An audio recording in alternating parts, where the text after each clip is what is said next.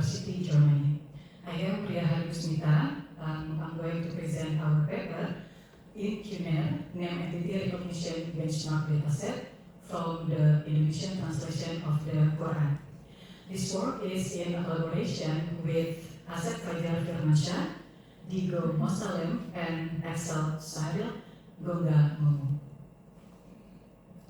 So, William Edward Stanley, known as the father of the quality of movement, once said, "We are just another person with an opinion if we don't have any data at hand." This is because data is a precious thing, just like what Tim Berners-Lee stated, data will last longer than the systems themselves. At the time of conducting our research, Indonesian was being the top 10 most spoken language in the world, with 198 million speakers. Although now the number is even bigger, although it is at 11th rank. However, this fact doesn't make Indonesian language equipped with sufficient resources that can be benefit any research, for example, in natural language processing field. So, along with majority languages in Asia and Africa, it remains as low resource language. Conveniently, a significant attempt was made in 2020. So the Indonesian Natural Language Understanding or Indo-NLDB benchmark was presented along with a pretrained Indonesian language model. It is called IndoBird. And the second benchmark, the Indonesian language evaluation montage or IndoLAM, was also presented in the same year, including with the IndoBird pretrained language model. So at the time of paper's writing, the most recent initiative was to launch a joint collaboration project, Nusantara, that aims to collect datasets written in Indonesian and its local languages. And these datasets will be provided to, publicly provided so that research can be reproducible. Indo-NLU and IndoLAM, both of them support several tasks, including name entity recognition or NER. However, all of them are in a public domain. So, in line with what has been done before, we presented in QNER a public dataset of a public benchmark dataset of Indonesian NER that we built from the Indonesian translation of the Quran. This is because Indonesia has the largest Muslim population in the world. Currently, research in NLP on this field is getting active. That is why we designed in QNER to play an important role for benchmarking of existing NER systems. And Nusantara project is going to be launched at SCL 2023, and then in QNER is among 8 NER benchmark datasets that contributed to it. So, as mentioned by the moderator before, Quran is the Muslim sacred book written in Arabic language. It is why Quran is rich both in meaning and literary. And this causes the translation process into any other languages becomes extremely difficult.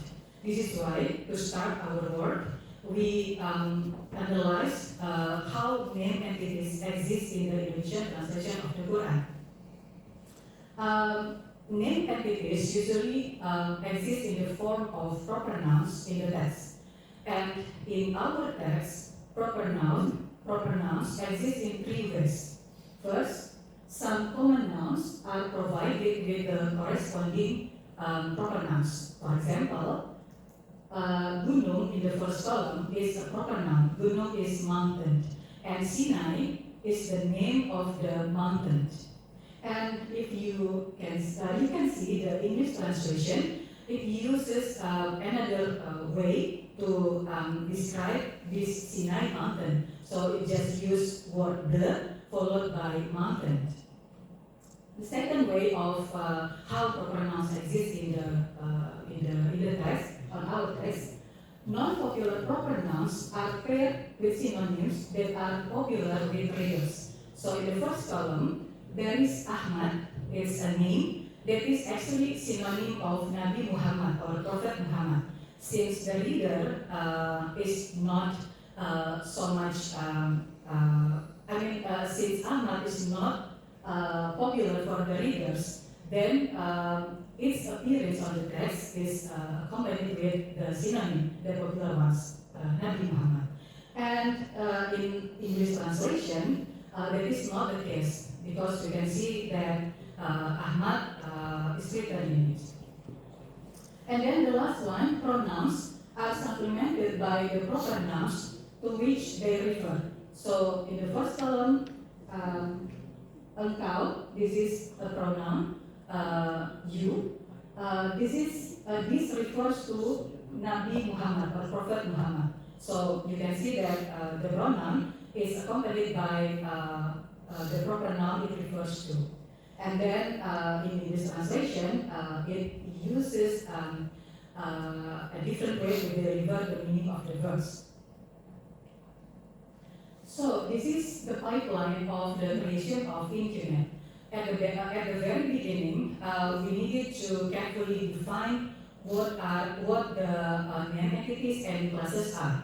So fortunately, there is a Quran concept ontology that exists. It is created by researcher at this university. So we utilize that ontology to define the name entities and corresponding classes, and we refer to them as initials. And after that, we analyze the Indonesian Quran of the translation, the text. According to what we found, we defined the annotation deadline. And the annotators did the annotation according to this deadline. During the annotation, the annotators found some findings, and that is why we modified the annotation deadline accordingly. After the annotation results, the annotator didn't only result the labeled name entities, but also candidate of name entity and classes. That is why we need the next stage, we call it as verification stage, that is involving expert from Quran and Tafsir. And after this stage was done, we got new name entities as well as new classes. And of course, we needed to label new name entities according to the defined classes. And we finally created InQNet by combining the labeled name entities and the initials ones. So according to the pipeline, we have three kinds of name entities and the classes. We refer to them as initials, updated initials, and then the final version. This is how we define the initials. So this is the screenshot of the Quran concept ontology from Leeds University. So from the main concept, there are 12 categories that are derived from the main concepts. You can see artifact, astronomical body, event, and so on. And then also there are two related concepts in this category. They are Allah and then Allah's throne. And what we did, we went through this hierarchy until we reached the low level of the concepts. For example, historic person is a concept at the low level under living creation, sentient creation, and human. Under this concept, there are about 15 concepts that are names, And then we set these names as name entities under historic person class. For your information, on the ontology, every name of a low-level concept is accompanied or is completed with corresponding verse where the name appears in. And this is aimed so that the reader can have comprehensive understanding about the name. And finally, we obtain the Indonesian name of each names on the ontology according to the verse, and then the chapter and then the verse on the ontology. For the Indonesian translation of the Quran, we use the one that released by the Ministry of Religious Affairs. Okay, so in initials we got 10 name entity classes, Allah, artifact, astronomical body, and so on, and 2 of them got expanded after we did the trial and test stage. So they are person got expanded into messenger, prophet, and person, and then location got expanded into geographical location and afterlife location. And in here, we also got new name entity classes. They are Allah's throne, false deity, language, and sentient. But we did also found a weakness in these initials. And it is name entity class ambiguity. It means that there is a name entity that is categorized in different classes. For example, Daud, here on the ontology, Daud is categorized as a prophet and messenger at the same time. So how did we solve this ambiguity? So according to the content of the Quran, prophet is the superclass of the messenger. Since name entity must be labeled with class that is very specific, so we set Daud as messenger. And during the annotation stage, we got what we call updated initials. And what are they? This is the extended of initials from the synonyms of name entity in the initials. And these are how synonyms appear in our text.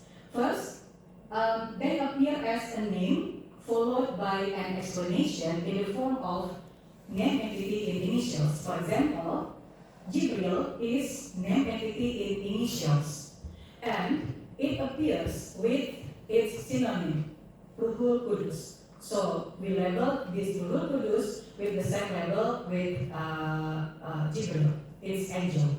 And then if we compare to English translation, it uses another way to describe Jibril. It is a descriptive way. They use the pure spirit.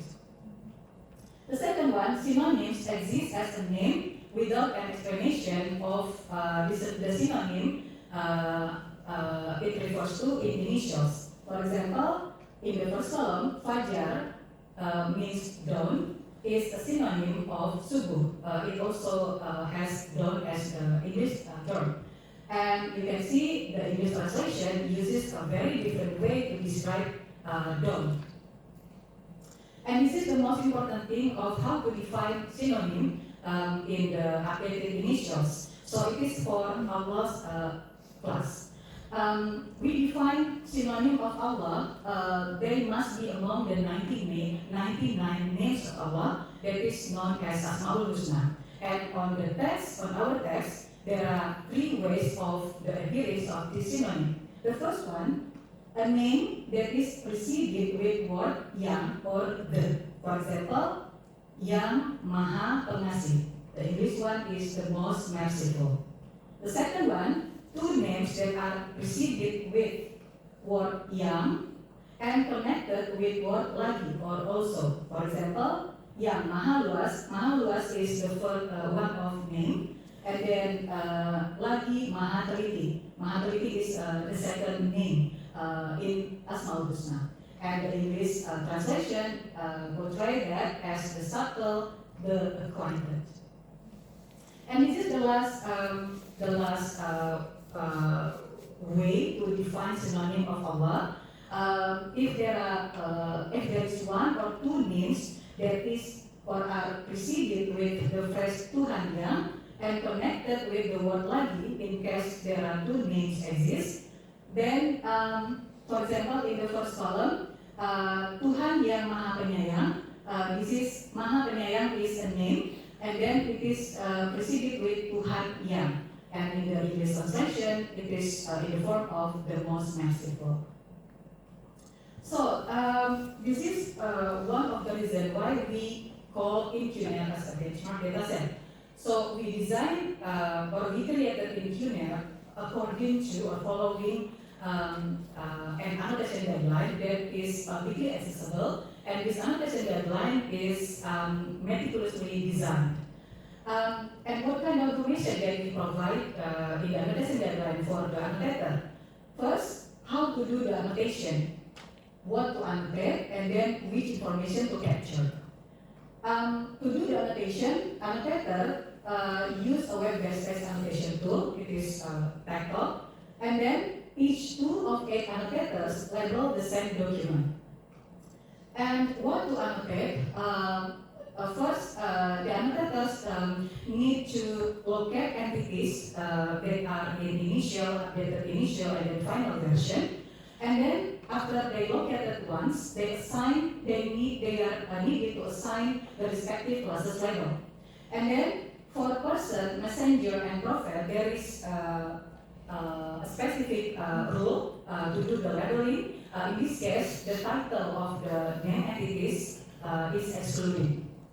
And then for to know whether a name is a synonym of one in initials, the annotator is needed to obtain more information on Wikipedia, either in English and Indonesian version.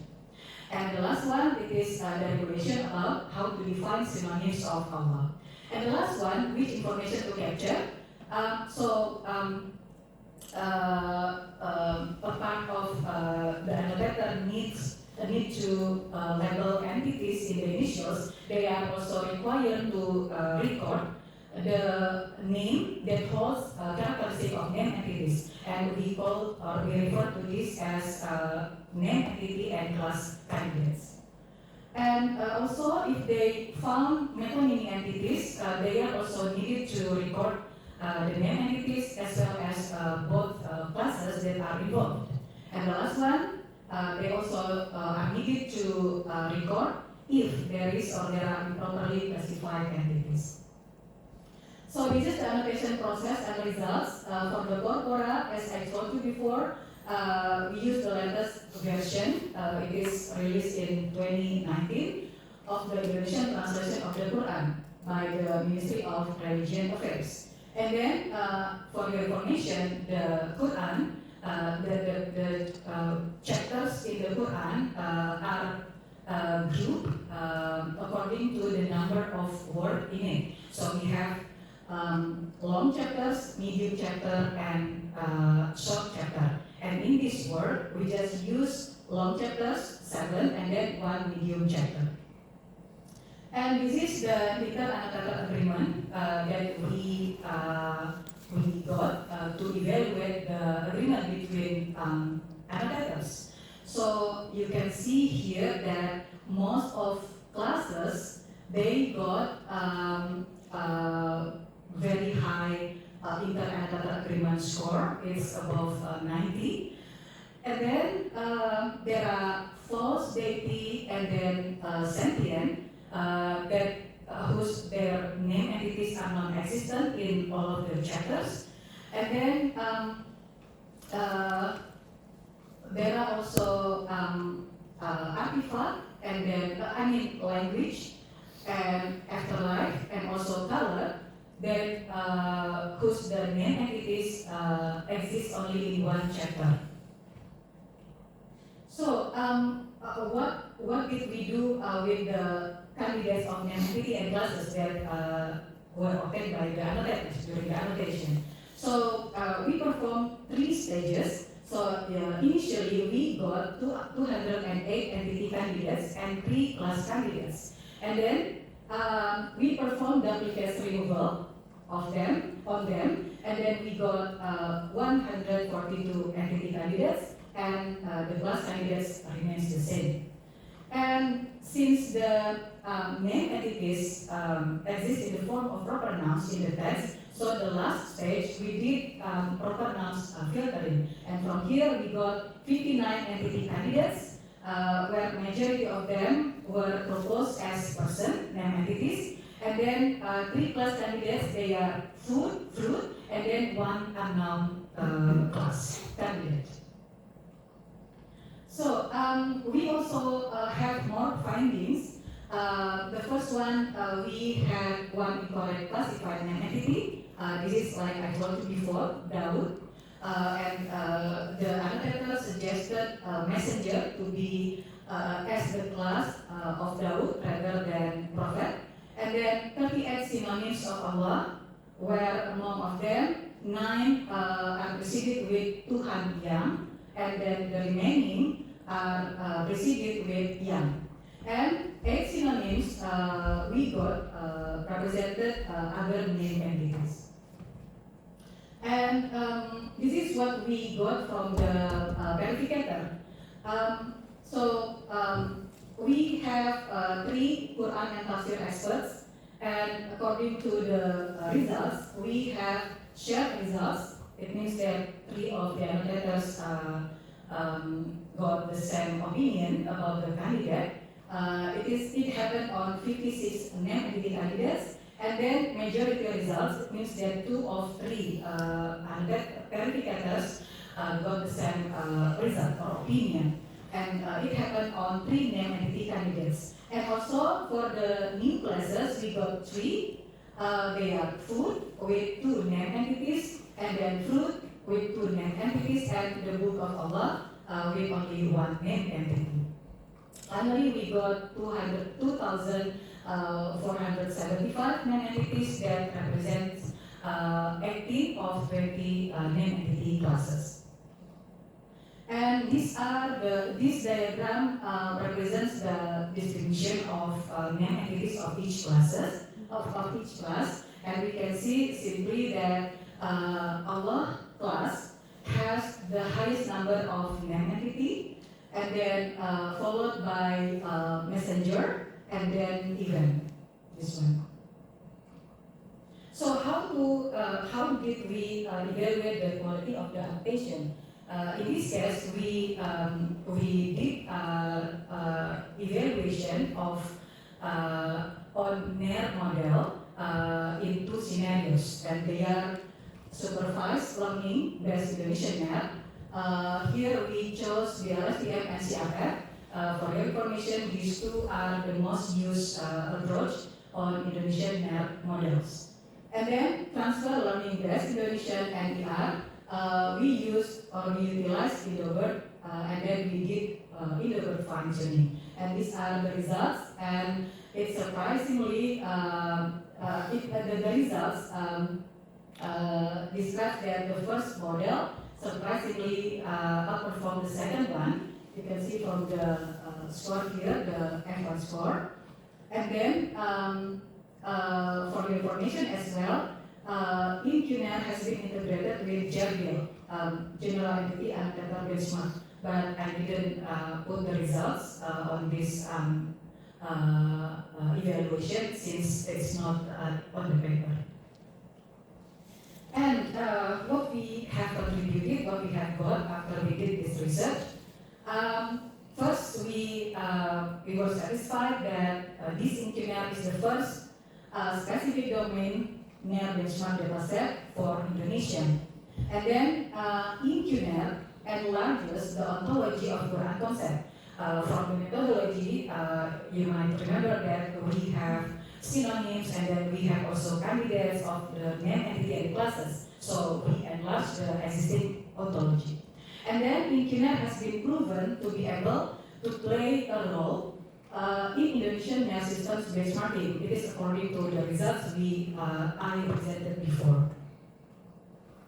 And according to the evaluation score, we believe that the InQNet has annotated validation quality that is satisfied. So that is why we want to scale up the magnitude of InQNet, since now there are 106 remaining chapters on the text that are unlabeled. And then we want also to improve the robustness of Indonesian NER systems. This is by training the model with both InQNet and then a public NER benchmark dataset. And then the last one, since InnoBird has been proven to be to produce lower effort score in the evaluation, so we want to improve we want to enhance the InnoBird with specific domain. So we hope that it can be fruitful for the research in Indonesian NER models. Okay, thank you for your attention. These are the information for the code and for our research group. And then this work also has been supported by some projects, and then also including or as well as our scholarship funder from Indonesian government. Thank you. Is there any question?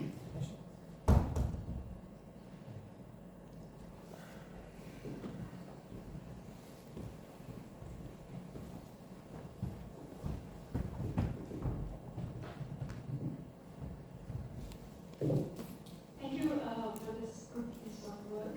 I'm sure it will open more directions in this particular data set, on this particular data set. So, did you consider one word named entities, or your work considers more number of words than entities? Can you repeat the question? Yes, my question is this. Did you limit yourself in this work for the one-word entity length? So named entity can have more than one word also. From your evaluation strategy, it appears like it is just one-word entity. Or I might be wrong. Okay. No, I didn't limit the length of the name entity. So it's every name entities are resulted from the methodology. So we didn't limit the number of words in name entity. I see. In that case, because your results have only precision recall, which will be like which will give you limited scores, although numbers are looking good. But if you compute blue measure, that might be a better. So blue 1, blue 2, which is like matching for one word or matching for two words. That might be a better evaluation metric in comparison to precision recall upfront. That will bring a little more extra information. And there is just one suggestion. So we have started using graph convolutional neural network for entity recognition. It brings like extra information regarding the correlation between the words within a certain window. Okay? So this is beyond the contextual information what LSTM can bring to you. So that might be included in your future work. Okay then, thanks a lot for the suggestion.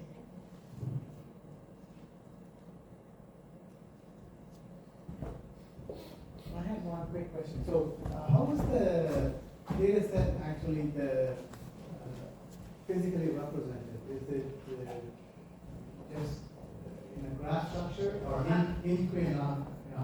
What is the actual physical representation? Okay, so the data set is in the form of list of token from every sentence, and then in every line there is one token as well as the label of that token. Okay. And we use bio format. Okay. Do you also, or can you also represent the relationships between these tokens? Actually, that is the next work, because we need actually this work is a part of providing many resources for the Indonesian translation of the Quran, and then this project or this plan is related to how we apply web semantic I mean, actually in Indonesia, the research on semantic web is quite less, the number of research, so that's why this is like the beginning of it. Right. Yeah, so that is the next agenda, Yeah. the relation extraction. Right, because then it become much more usable. Right? Yes, that's right. Instead of having hierarchies or, so Yes. if you have different representations, then people can analyze that or, get to the parts that they need.